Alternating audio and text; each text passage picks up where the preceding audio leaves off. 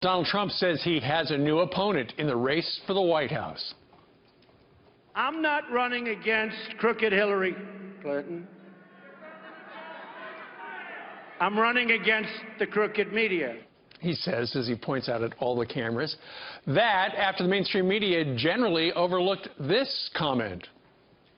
The FBI director said when he testified before Congress, he had to amend his previous day's statement that she had never received any emails marked classified. They saw two little notes with a C on it. This is the biggest load of bull I ever heard. So does Trump have a point? Here for a fair and balanced debate, Brad Woodhouse, the president of Correct the Record, and his brother, Dallas Woodhouse, the executive director of the North Carolina Republican Party. Brothers, good morning to you. Good morning. Good morning. All right.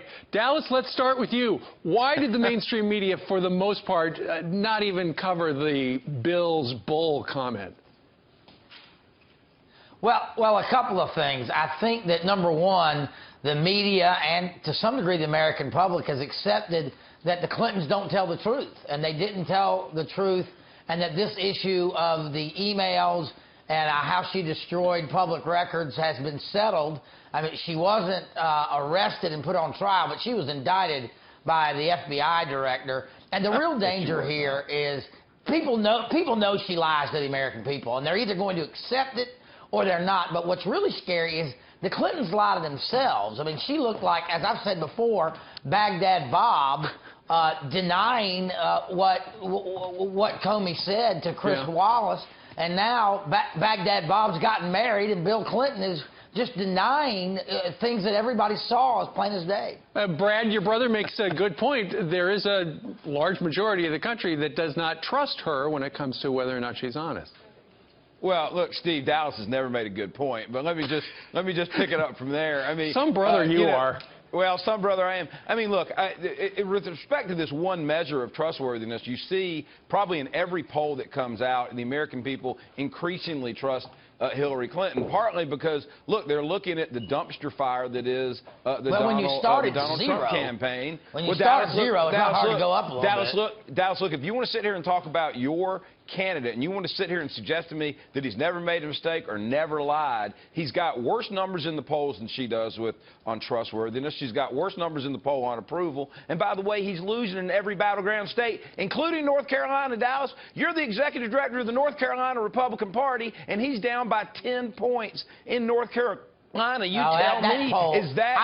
tell me, is that because the American public or the North Carolinians trust Donald Trump? Obviously, they don't, Dallas. Well, I mean, I do think that Donald Trump needs to get on the message and go after Hillary Clinton every day about how she lies and how she has basically, with these emails that came out this week, show that she was just willing to sell American safety and security or change American policy for whatever came to the Clinton Foundation. What are you talking about? What emails involving her? What emails? What emails? What emails? There's no emails involving her. Look, here's what we know. You're making it up. Here's what we know. You're making it up. One at a time. Here's what we know. One at a time. Here is what we know, that the whole reason she did not want her emails public the whole time, the whole reason the server was set up was to keep their dirty business of the Clinton Foundation secret. What dirty business?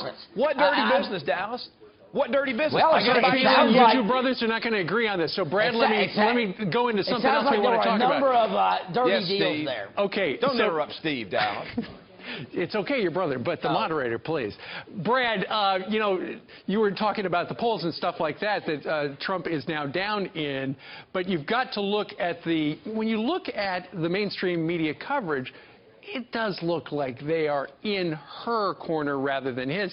And that's, I think, one of the reasons he's picked a fight with the New York Times. Yesterday he was talking about, hey, they made up a story again where he called the report fiction and tweets and stuff like that. But the mainstream media, for the most part, and you would admit this, leans to the left, is going to help her out.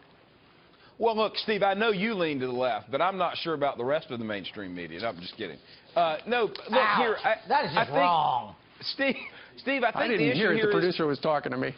Still, Steve, I think the issue here is Donald Trump has run a campaign where he has wanted the media to come out and cover his rallies and cover what he says. Yeah. I think the only thing that you've seen recently is they've covered what he says. They covered his attacks on a Gold Star family. They covered, they covered his Second Amendment comments. They covered his comments about hacking into her, Russians hacking into her Right, but they emails. don't seem to cover her comments the same way they cover his, with, wall-to-wall coverage.